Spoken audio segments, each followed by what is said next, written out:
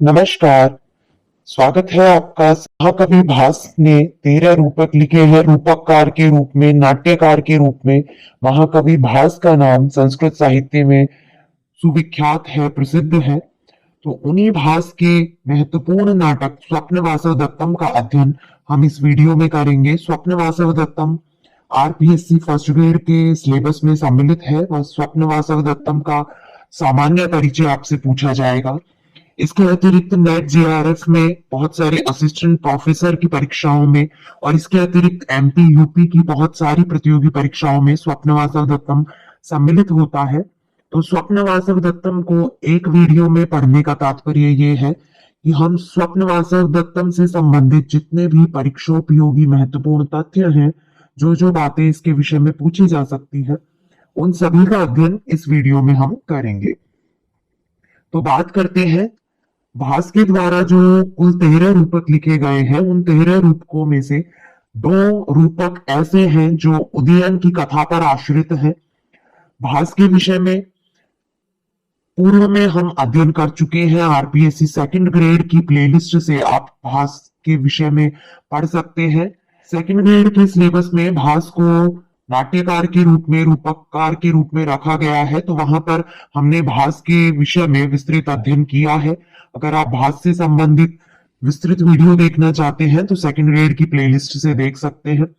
वहां पर हमने बात की थी कि किस तरह से उसके 13 रूपक अलग अलग कथाओं को आश्रित करके लिखे गए हैं। उनमें से जो 2 रूपक हैं, प्रतिज्ञा योगेंद्रायण और स्वप्न वासव दत्तम, ये दोनों लोक कथा मूलक हैं, राजा उदयन की कथा पर आश्रित रूपक हैं। तो इन दोनों में से स्वप्न वासव दत्तम को प्रतिज्ञा योगेंद्रायण का उत्तरार्ध माना जाता है। इसी की प्रतिज्ञा योगेंद्रायण की कथा को ही आगे बढ़ाकर स्वप्न वासव दत्तम लिखा गया है, ऐसा माना जाता है। स्वप्न वासव दत्तम भास का सर्वश्रेष्ठ नाटक है और योगेंद्रायण का उत्तरार्ध है। स्वप्न वासव दत्तम को क्यों इनका श्रेष्ठ नाटक कहा जाता है, क्यों भास का सर्वश्रेष्ठ नाटक कहा जाता है, तो इसके विषय में विद्वत जगत में एक सूक्ति प्रसिद्ध है। राजशेखर ने अपनी काव्य मीमांसा में इसके विषय में एक पद्य लिखा है, स्वप्न वासव दत्तस्य दाहको अभूत न पावकः। ऐसा माना जाता है कि समीक्षकों के द्वारा, आलोचकों के द्वारा भास के रूपकों को कसौटी पर कसा गया। नाटक की रूपकों की श्रेणी में उनकी परख की गई तो सारे नाटक उसमें असफल हो गए। केवल स्वप्न वासव दत्तम जो था वो इसमें सफल रहा, अर्थात इनके सारे नाटकों में स्वप्न वासव दत्तम सर्वश्रेष्ठ नाटक है, सर्वश्रेष्ठ रूपक है। इसके विषय में ये जो महत्वपूर्ण पंक्ति है, इसको आप ध्यान रखिए। किसने ऐसा कहा है? राजशेखर ने कहा है काव्य मीमांसा के अंतर्गत। स्वप्न वासव दत्तम में त्रिकोणीय प्रेम के कथानक पर आधारित कथा लिखी गई है। त्रिकोणीय प्रेम किस किस के अंदर है, किस किस के अंतर्गत त्रिकोणीय प्रेम है? तो राजा उदयन, उनकी रानी वासवदत्ता और पद्मावती, इन तीनों के त्रिकोणीय प्रेम के कथानक पर आधारित स्वप्न वासव दत्तम है। ये किस श्रेणी का रूपक है? रूपकों की भी 10 श्रेणियां हैं, 10 प्रकार के रूपक होते हैं, 18 उपरूपक होते हैं। इसके विषय में हम पूर्व में बात कर चुके हैं। तो उन्हीं 10 के अंतर्गत ये जो स्वप्न वासव दत्तम है, ये नाटक श्रेणी का रूपक है। 6 अंकों का ये नाटक है। इसके नायक है उदयन और नायिका है वासवदत्ता। इसका प्रधान रस श्रृंगार रस है और इसमें वैदर्भी रीति का प्रयोग भास के द्वारा किया गया है। अब इसका नामकरण किस आधार पर रखा गया है, क्यों इसका नाम स्वप्न वासव दत्तम रखा गया है? तो इसके नामकरण का आधार इस नाटक के 5वें अंक में घटित स्वप्न दृश्य है और उसी स्वप्न दृश्य को आश्रय करके इसका नाम स्वप्न वासव दत्तम रखा गया है। स्वप्ने दृष्टा या वासवदत्ता इति स्वप्न वासवदत्ता ताम अधिकृत्य कृतम नाटकम स्वप्न वासवदत्तम।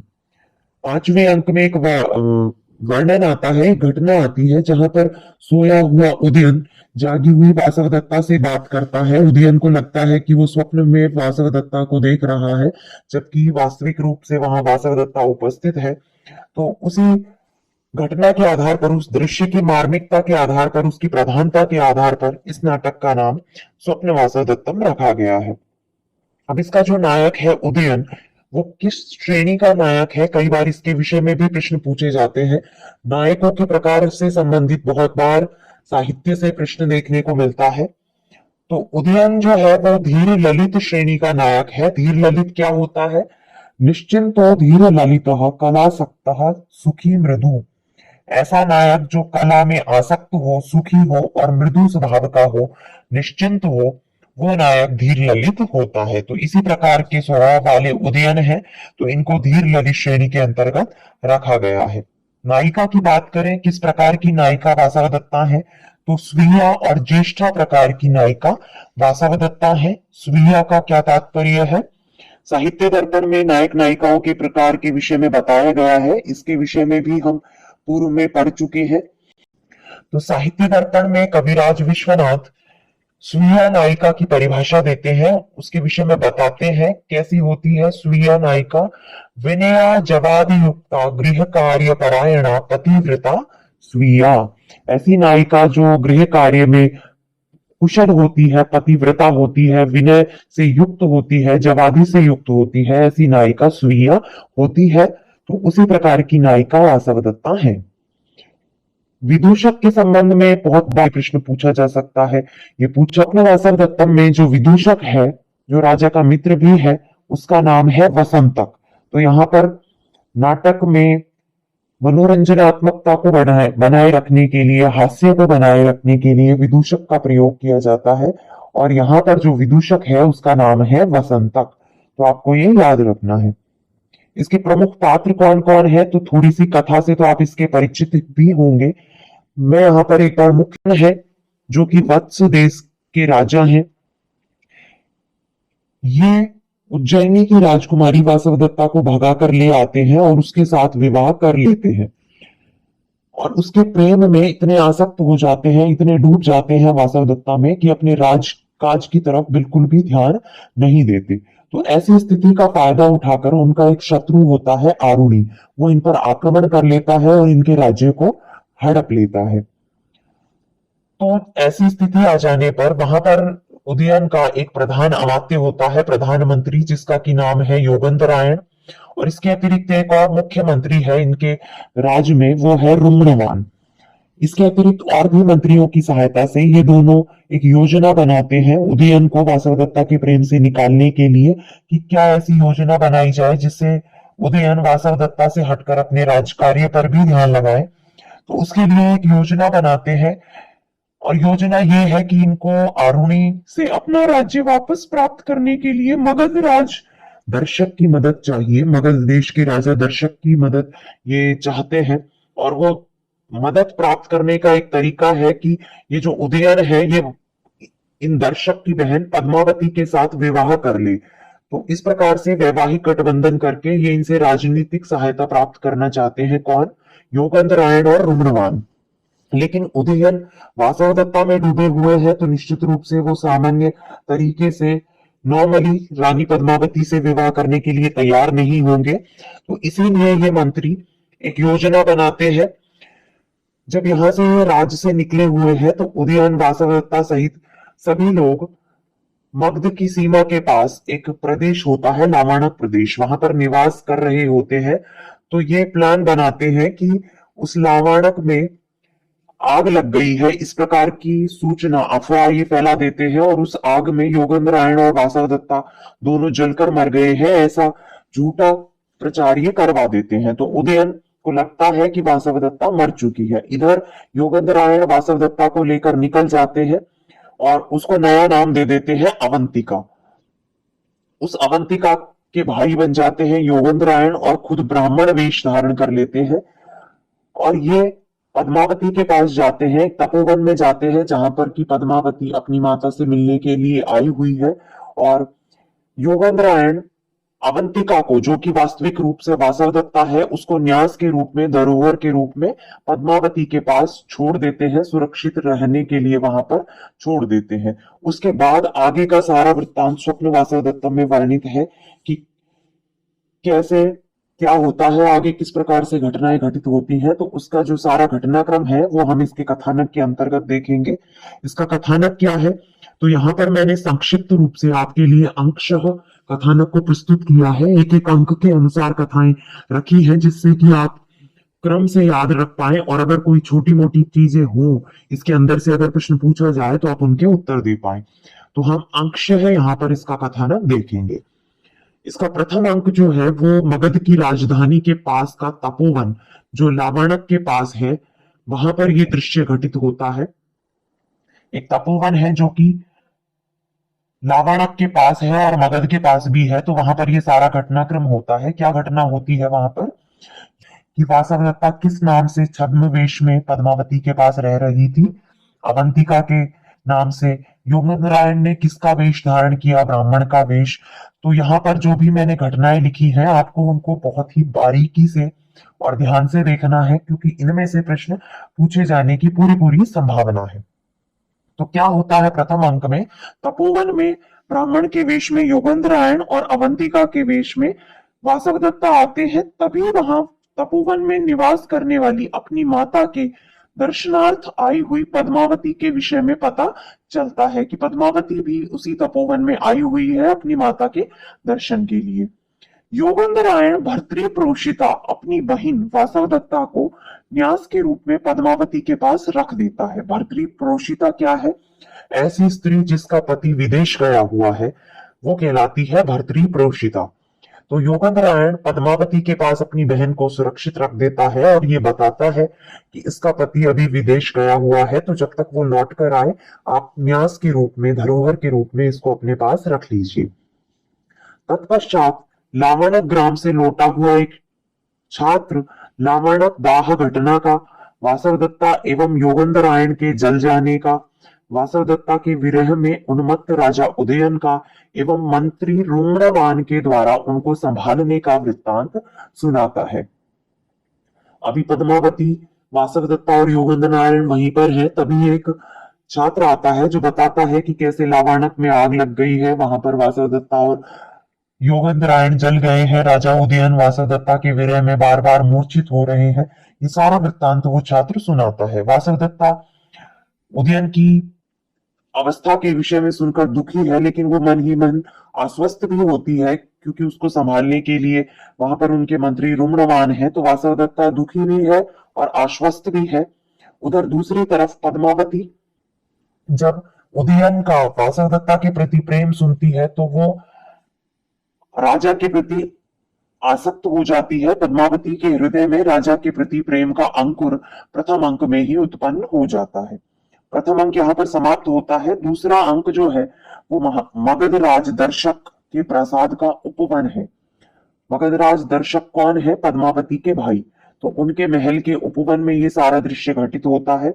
अब चूंकि वासवदत्ता पद्मावती के पास न्यास के रूप में है, वो उसके साथ रहती है, तो पद्मावती एवं वासवदत्ता का सौख्य भाव, वो दोनों वहां पर कंदुक खेल रही हैं, उपवन में मजे कर रही हैं, ये सारा वृत्तांत होता है। तत्पश्चात अवंतिका द्वारा, अवंतिका कौन है, वासवदत्ता ही है, इनके द्वारा महासेन की बहू कहे जाने पर पद्मावती का उदयन पर अनुरक्त होने के रहस्य का दासी द्वारा उद्घाटन होता है।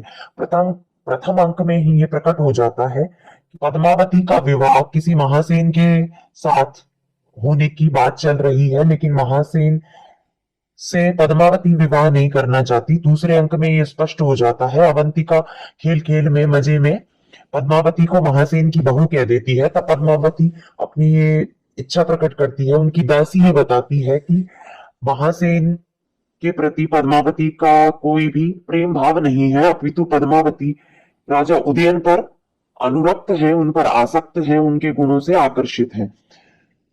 तो ये बात वासवदत्ता को पता चल जाती है। दूसरी तरफ दर्शक द्वारा पद्मावती का विवाह उदयन से निश्चित कर देने की सूचना एक दूसरी दासी लाती है, जो ये बताती है कि आज ही विवाह की शुभ मंगल वेला है और राज्ञी के, जो उनकी राजमाता है, उनका आदेश ये प्राप्त हुआ है कि पद्मावती को इसके लिए तैयार किया जाए। तो इसी के साथ सभी का प्रस्थान हो जाता है और दूसरा अंक समाप्त हो जाता है। तीसरे अंक में दर्शक के महल का उपवन है। ये दर्शक है, ये तो दर्शक के महल का उपवन है। पद्मावती के विवाह का उत्सव मनाया जा रहा है, उत्सव का आनंद मनाया जा रहा है।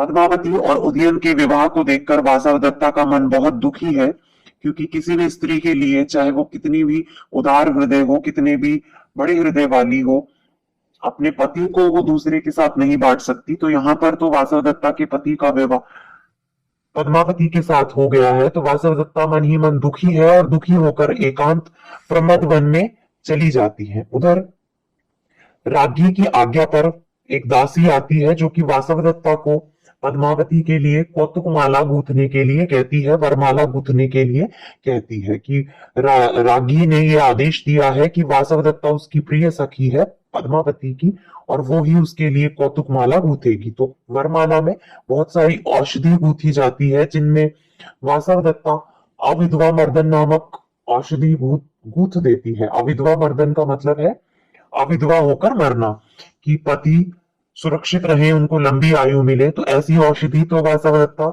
गूंथ देती है, लेकिन एक अन्य औषधि वहां पर होती है सपत्नी मर्दन, की सौत का विनाश हो जाए। तो क्योंकि वासवदत्ता स्वयं सौत है पद्मावती की, तो वो उस औषधि को नहीं गूंथती। इस प्रकार का छोटा मोटा वर्णन है।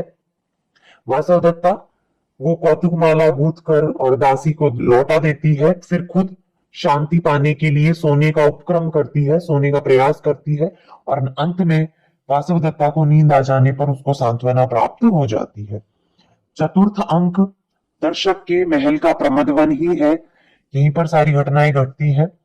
सबसे पहले दृश्य में विदूषक और राजा का वार्तालाप दिखाई देता है। विदूषक और राजा बात कर रहे हैं।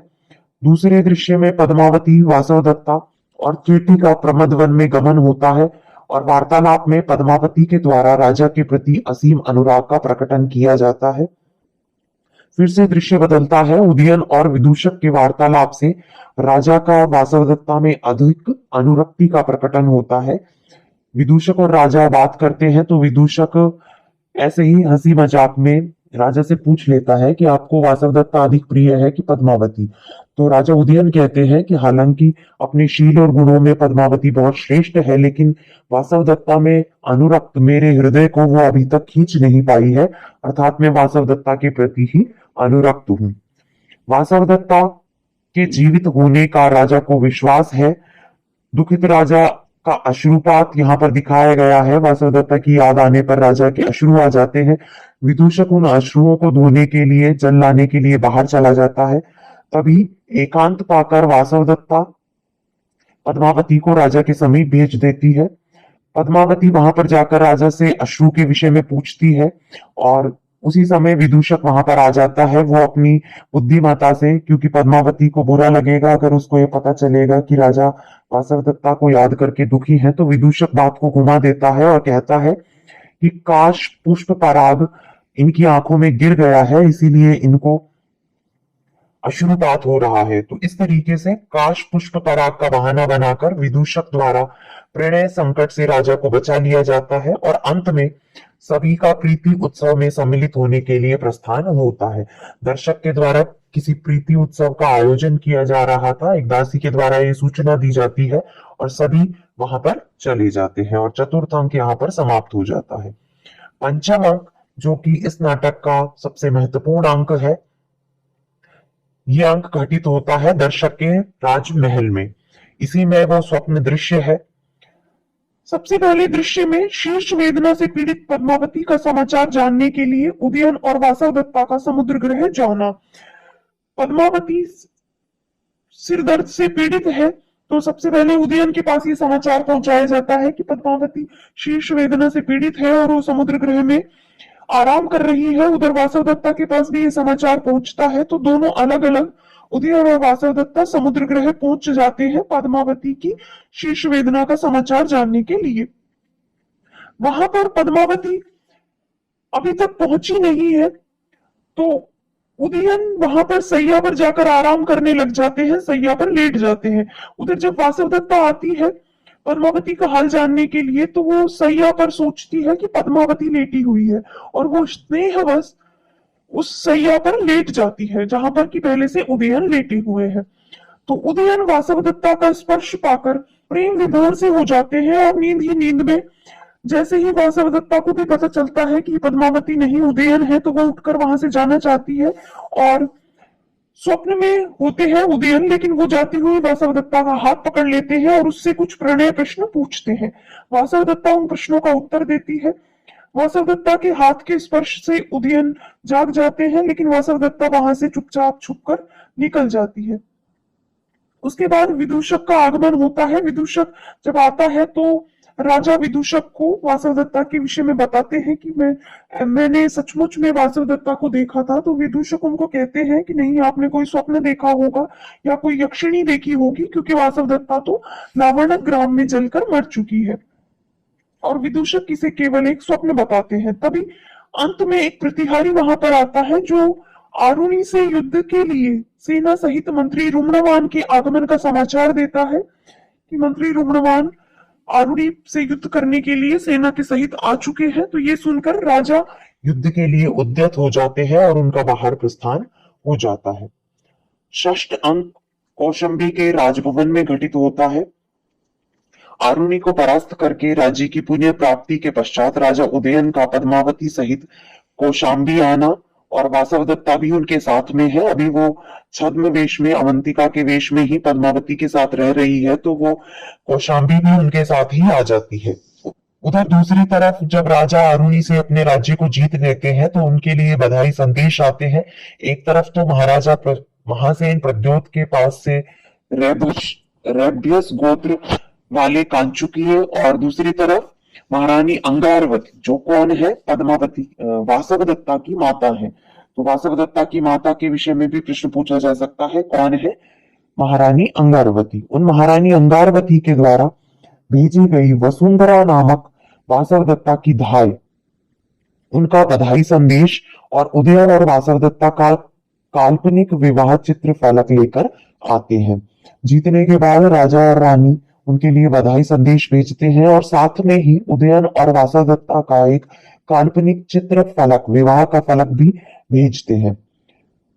सूर्यमुख प्रासाद में वासवदत्ता की प्रिय घोषवती वीणा को देखकर राजा का विलाप और उनका व्याकुल होना, धाय वासवदत्ता के द्वारा दिए गए चित्र फलक को देखकर पद्मावती का वासवदत्ता को पहचानना, वहां पे जो वासवदत्ता की धाय है उसका नाम है वसुंधरा।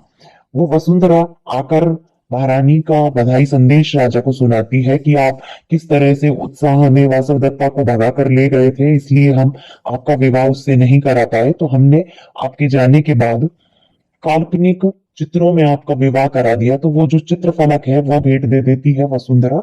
और जब पद्मावती उस चित्र फलक को देखती है तो वासवदत्ता को पहचान लेती है और कहती है कि इसी प्रकार की आकृति वाली एक महिला तो मेरे पास भी है, न्यास के रूप में वो रह रही है। उसी समय योगेंद्रायण ब्राह्मण के वेश में आते हैं और अपनी न्यास को वापस लेना चाहते हैं पद्मावती से, और पद्मावती न्यास को साक्षियों के समक्ष उन्हें लौटा देती है। उसी वक्त राजा घूंघट हटाने का आदेश देता है पद्मावती को, और योगेंद्रायण और वासवदत्ता अपना छद्म वेश हटा देते हैं, अपने वास्तविक वेश में आ जाते हैं।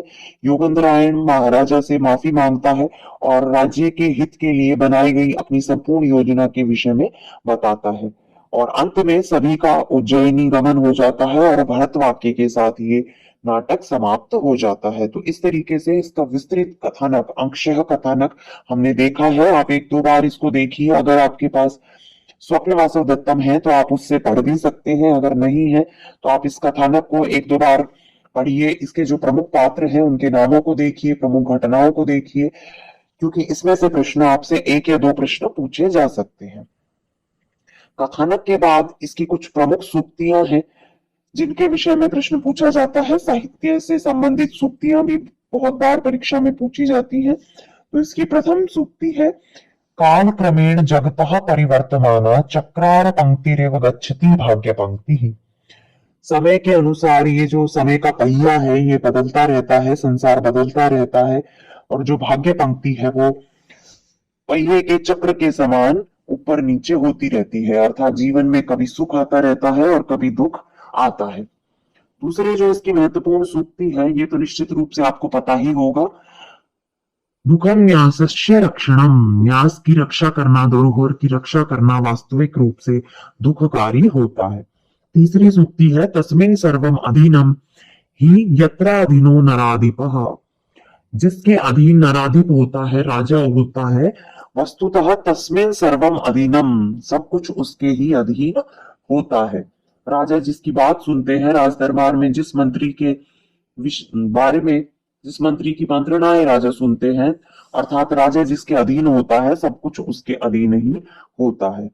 चौथा है प्रायेण ही नरेंद्र श्री स्व उत्साहेव पूज्यते, कि प्रायः नरेंद्र श्री, राज्य लक्ष्मी का प्रयोग उत्साह के द्वारा ही किया जाता है। राज्य लक्ष्मी उत्साह के द्वारा ही भोगी जाती है। ऐसे राजा लोग जो उत्साह से भरे हुए हैं वो ही राज्य लक्ष्मी का भोग करते हैं। पांचवा है अकरुणः खलु ईश्वरः। निश्चित रूप से ईश्वर अकरुण है, प्रेमियों के विषय में दयालु नहीं है। इस तरह की सूक्ति भी इसके अंतर्गत कही गई है। छठी सूक्ति है कर्तारः सुलभा लोके विज्ञातारस्तु दुर्लभः। इस संसार में करने वाले तो सुलभ है लेकिन जानने वाले दुर्लभ है। सातवीं पंक्ति है अनतिक्रमणीयो ही विधि। विधि या भाग्य अनतिक्रमणीय होता है, उसका अतिक्रमण नहीं किया जा सकता। जो हमारे भाग्य में है, जो हमारी विधि में लिखा हुआ है, उसका अतिक्रमण नहीं किया जा सकता। आठवां है साक्ष्यम न्यासो निर्यातितव्यः। न्यास को, धरोहर को साक्षी के सामने लौटाना चाहिए। तो ये आपके सामान्य जीवन के लिए भी एक महत्वपूर्ण बात हो सकती है। अगर आपने किसी से न्यास ली है या न्यास किसी के पास रखी है तो उसको साक्षियों के समक्ष ही लौटाना चाहिए। नवा है कह कम शक्तो रक्षितुम मृत्यु काले रज्जुच्छेदे के घटम धारयन्ति। मृत्यु काल में कौन किसकी रक्षा करने में समर्थ हो सकता है, मृत्यु काल आने पर कौन किसको बचा सकता है, क्योंकि रज्जु छेदे, रस्सी के टूट जाने पर के घटम धारयन्ति, कौन घट को धारण कर सकता है, कौन घट को बचा सकता है। जब कभी हम कुएं से, घट से जल निकाल रहे हो रस्सी बांधकर, और अगर वो रस्सी टूट जाए तो घड़ा निश्चित रूप से कुएं में गिरेगा, कोई उसको बचा नहीं सकता। इसी प्रकार मृत्यु काल आ जाने पर कौन किसकी रक्षा कर सकता है, अर्थात मृत्यु काल आ जाने पर रक्षा करने में कोई भी सक्षम नहीं है, रक्षा नहीं की जा सकती। और 10वीं और अंतिम सूक्ति है परस्पर गता लोके दृश्यते रूप तुल्यता। इस संसार में रूप तुल्यता देखी जाती है, समान रूप वाले दो लोग प्रायः देखे जाते हैं। तो ये तो भास ने बहुत समय पहले ही कह दिया था कि इस संसार में परस्पर रूप तुल्यता देखी जाती है, एक जैसे लोग देखे जाते हैं। तो कम से कम आप इन 10 सूक्तियों को तो अच्छे से याद रखिए, क्योंकि इनमें से कोई ना कोई आपको, जैसे ये नरेंद्र श्री है, बहुत बार पूछी जाती है, ये वाली पूछी जाती है। ये 10 तो वेरी मोस्ट हैं, आप इनको अच्छे से याद रखिए। इसके अतिरिक्त अगर आप और भी याद रख पाते हैं स्वप्नवासव दत्तम से संबंधित तो बहुत ही अच्छा है। तो इस तरीके से हमने सभी महत्वपूर्ण सूक्तियों का, इसके कथानक का, महत्वपूर्ण घटनाओं का, महत्वपूर्ण पात्रों का अध्ययन इस वीडियो में कर लिया है। आशा है आपको ये समझ आया होगा और परीक्षा के लिए भी आपके लिए उपयोगी होगा। तो इस वीडियो को यहीं पे समाप्त करते हैं। अगर आपको ये पसंद आया है तो आप इसे लाइक कर दें, अपने मित्रों के साथ भी इसे अधिक से अधिक शेयर करें, और अगर अभी तक आपने चैनल को सब्सक्राइब नहीं किया है तो चैनल को भी सब्सक्राइब कर ले और बेल आइकन को भी प्रेस कर दें, जिससे आगे आने वाले वीडियोस के नोटिफिकेशंस आपको मिल सके। तो मिलते हैं नेक्स्ट वीडियो में। धन्यवाद।